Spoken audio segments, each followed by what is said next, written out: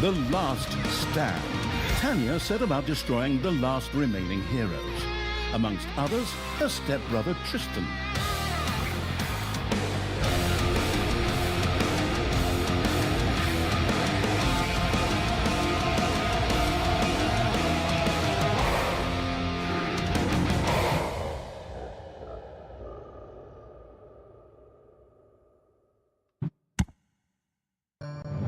Once upon a time, long, long ago in, hell, well, you know the rest, the absolute evil had, in the fabulous predecessor to this game, taken over the entire overworld with its creatures. Now it's spent its time on debauched parties and... Wait a minute. The entire overworld? No! one small village of indomitable heroes still held out against the invaders. The unamused evil was beside itself with rage. But all this was about to change once and for all, because the remote controlling evil sent its most vicious general into the field, the dark elf Talia. Talia, also known from the fabulous predecessor, came back from her vacation in a thoroughly good mood. Before that, she had defeated her foster father, the paladin Tanos. This fact is important to note.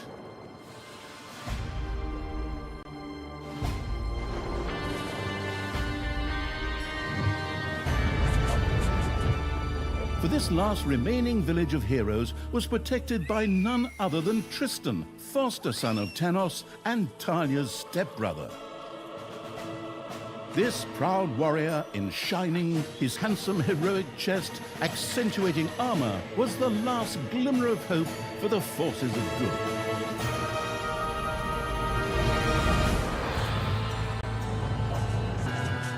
Talia, who had fully embraced the dark side, couldn't wait to really kick her stepbrother's ass. And so our story begins.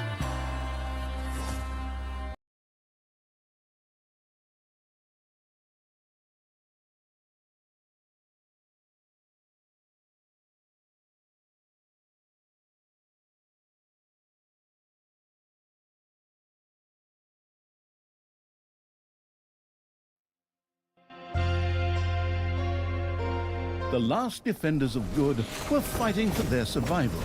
This seemed to be the perfect time for Tristan to make his appearance, the last mighty hero of the good racing. My brothers! In your eyes, I see the same fear that would lead me to despair. The day may come when the courage of true heroes is extinguished, when we abandon our companions and all bonds of friendship are broken.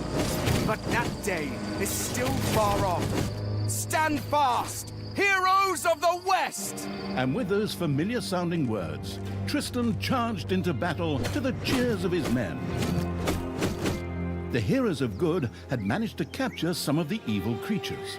Nevertheless, it was more than questionable whether a few minor victories and a brilliant speech could do anything against the absolute evil's armies. A storm of darkness and gloom descended, heralding the arrival of Talia, the absolute evil's general. This entrance not only panicked the defenders of good, but also seemed to strengthen the creatures of evil. Hey, I'm back! Time to kick a little hero butt.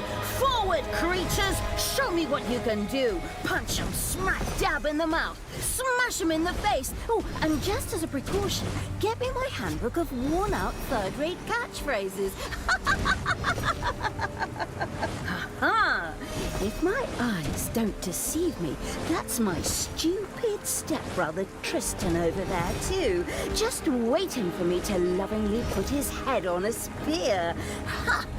Today is gonna be a good day. Talia seemed to be very sure of victory. Some might find this puzzling, as it was the beginning of a long new campaign. But okay, maybe the rest of the missions are nothing but a string of debauched victory celebrations, who knows?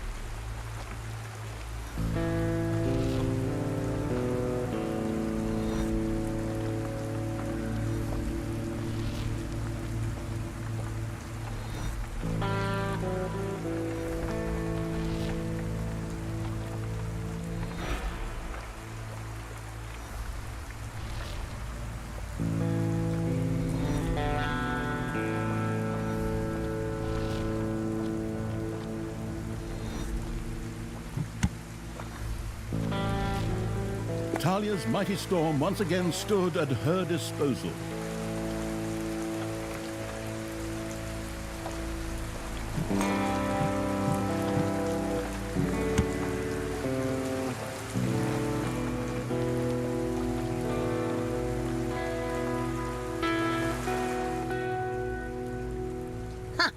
a few pitiful opponents. I'm gonna massacre you.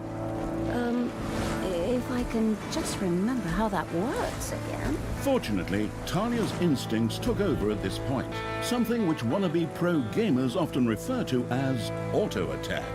Talia also remembered that she had a few skills that she could invoke whenever she felt like it. Oh, right. Boom! That's how it's done.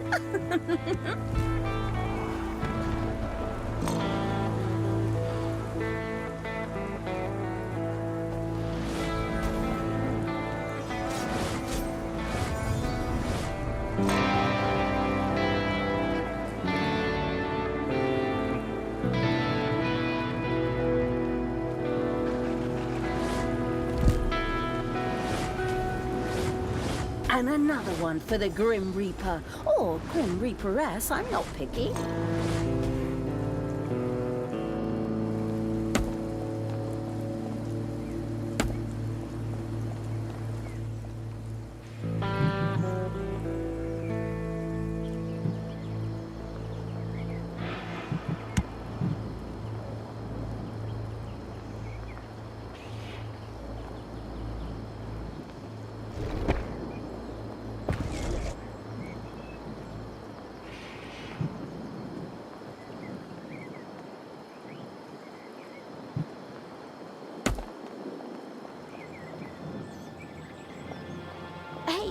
Did someone actually cage my subordinates?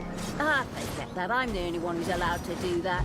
Time to bust these things open, pulverize them, nuke 'em! Ha ha ha!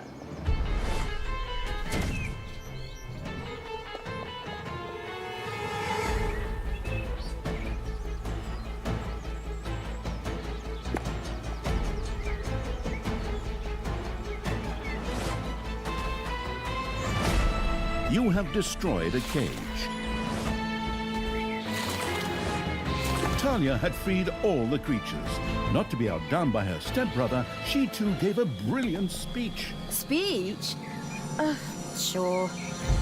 Creatures! Time to punch the do-gooders right in the kisser!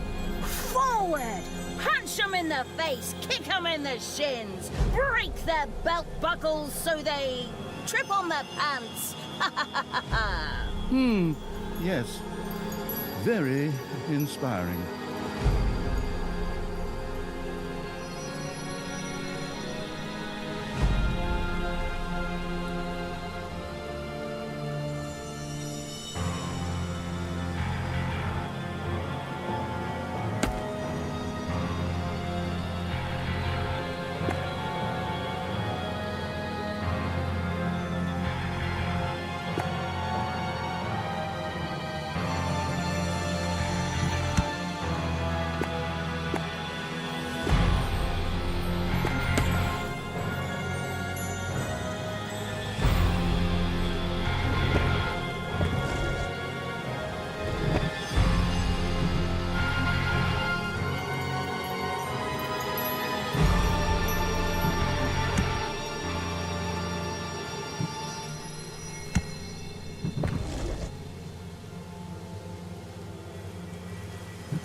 Once again, Talia's fury descended to plunge the land into blackness.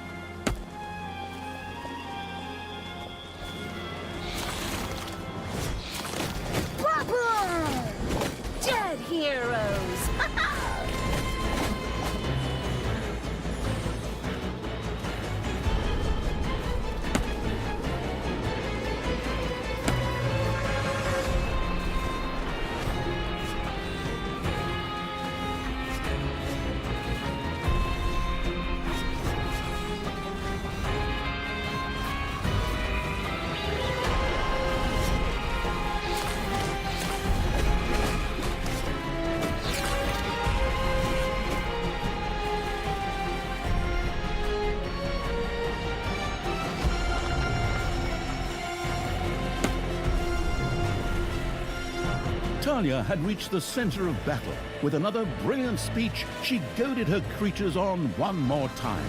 Another speech? Oh. Ding dong, the hero's dead. That okay? Honestly, I don't know if I can work with you like this.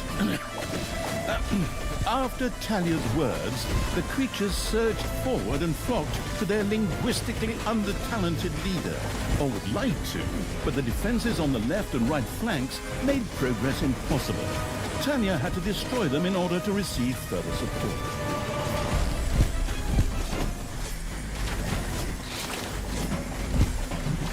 Talia once again summoned her fury.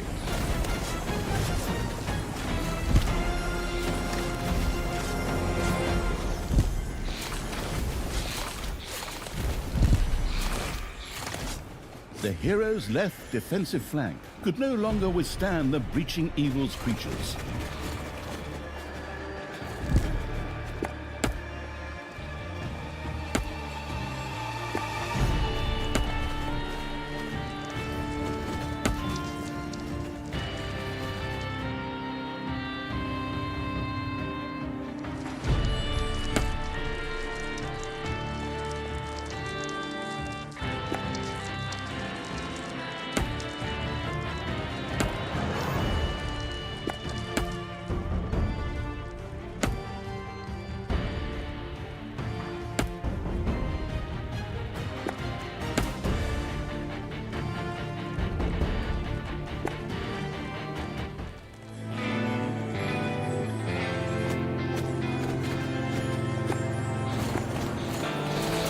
The hero's defense collapsed on the right flank. The monstrous evil's creatures flocked to Talia. Excellent. I can always use more cannon fodder. I mean, loyal subordinates.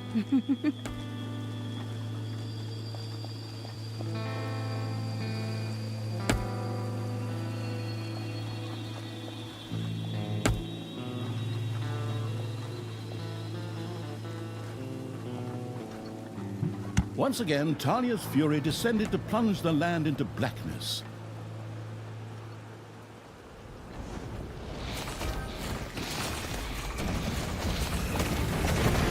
Yippee-ki-yay, hero mucker!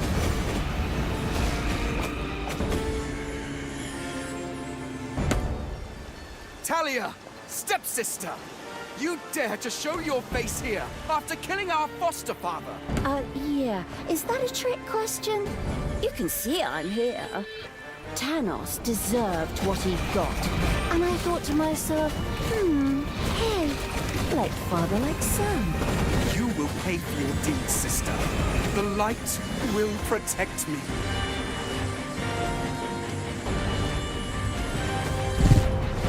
Sister, turn from evil and come back to the side of good. See the power of light. With these words, Tristan was bathed in a golden light that seemed to protect him. As if that were not troublesome enough, a number of magical portals opened at the same time. Huh. As if this wasn't dragging on way too long already. Can't we just jump straight to the point where I greedily take over the world? Forward, creatures! Smash the portals! Flatten that magic junk! Pull the blood! My brothers! In your eyes, I see the same fear that would lead me to despair. The day may come when the courage of true heroes is extinguished, when we abandon our companions and all bonds of friendship are broken. But that day is still far off. Stand fast, heroes of the West! Oh, didn't you spout that same bullshit earlier? In exactly the same words. No, not at all. I am known for my brilliant speeches, wicked stepsister. I seem to remember that whenever you were supposed to speak in front of the class, we had to get a mop. You'll pay for that. Onward, faithful! Destroy the evil! And another one for the Grim Reaper. Or Grim Reaperess, I'm not picky.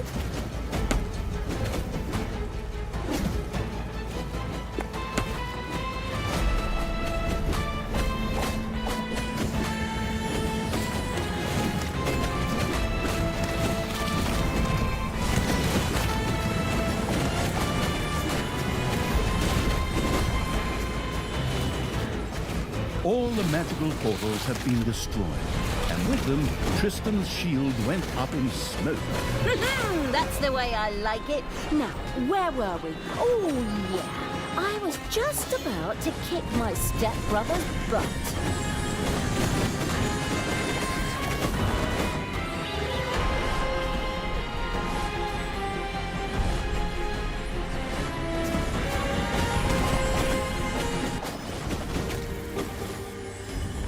Talia!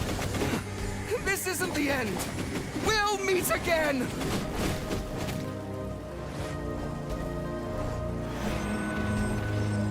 With these words, Tristan quickly created a portal and threw himself through it with the last of his strength. The portal closed again behind him. Treachery! Fraud! Cheater! This was supposed to be my victory! And what the hell kind of glove is that anyway? Looks to me like game design forgot to balance the thing properly. Maybe the people in charge were still too captivated by your great speech. It brought tears to my eyes too, however, not of emotion. As if the bird brains these evil creatures have needed grand speeches. A few skulls to bash in, and the social calendar for the evening is filled. Well, each to their own.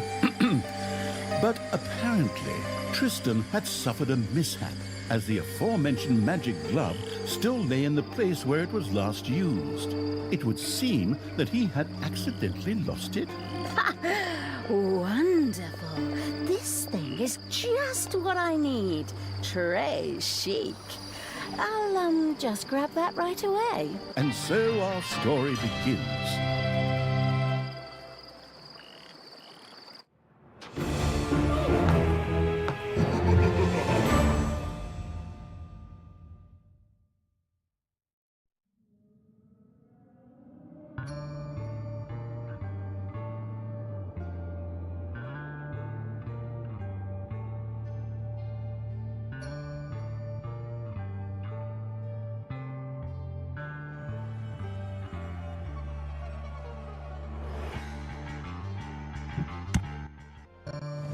Tristan had managed to give Talia the slip, but she had been able to capture his magic glove. The Gauntlet of Finitude, a fabled artifact. Unfortunately, UI overlays don't work in cutscenes, so Talia couldn't read just exactly what the glove did.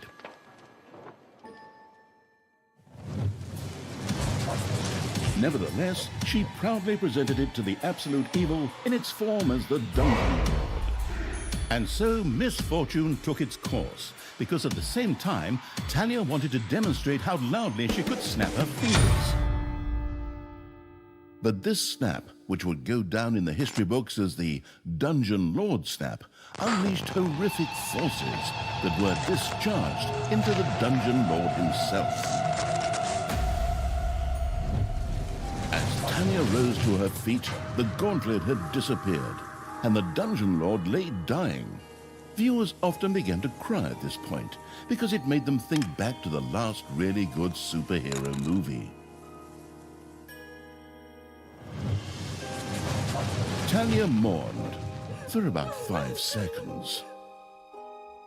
Talia had shattered the realms of good and served them onto the Absolute Evil on a silver platter, while it had actually done nothing at all. So Talia now became the absolute ruler. She had no clue about how to rule, but more than made up for it with hubris and consistently ignoring glaring problems. In addition, she surrounded herself with a staff of incompetent advisors. What could possibly go wrong? 10 minutes later, Tristan had captured Talia, locked her in a cage, and put the armies of Absolute Evil to flight. And so the story ends. We'll tell you how the story continues in overpriced microtransaction bites. Oh, wait, wrong script. That's a different developer. Hang in there, I've almost got it. While Talia was ignominiously taken away, the unused essence of absolute evil continued to float through the ether. It wasn't about to admit defeat that easily, but for evil to triumph once again, it needed Talia back, for better or for worse. And so the swirling essence of absolute evil set about commanding the perplexed-looking chaotic hordes and freeing Talia. Hammer time! Round 2. The essence of absolute evil held the horde together and rose to the challenge of vicious dwarven engineering.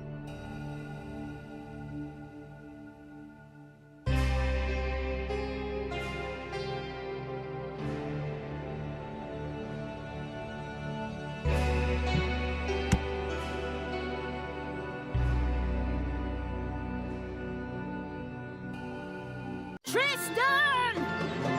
Let me out of this damned cage, you stupid little good elf. Otherwise, I'll have a hard time wringing your scrawny neck. What the hell do you want from me anyway? Talia, stepsister, your deplorable deeds must not go unpunished. You have slain our foster father Tanos, a blasphemous affront to our goddess, whom you, to top it all off, have also slain. But we will have plenty of time to argue on our journey. I am here for the stone. Brynhild, if you please. You know you can, you little cutie. Oi! Go on, you lazy locks. Get that destroyer of worlds class hammer going.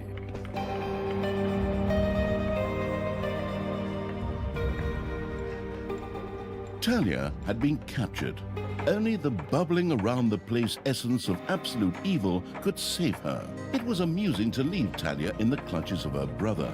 But on the other hand, without her help, the shapeless evil would probably just roam the countryside as a disembodied something or other, and at best be hired for third-rate horror movies. Fortunately, a forgotten dungeon heart lying in the underground could quickly be reactivated. Together with the creatures of the Horde, it would be easy to smash the do-gooder heroes there to smithereens. The wafting evil had to get rid of that dwarven contraption on the overworld, as it posed a threat to the underground, and with it, the dungeon heart. It was therefore necessary to build a mighty dungeon, or rather, to have one built, because as a wafting essence, the disembodied evil could not do much itself.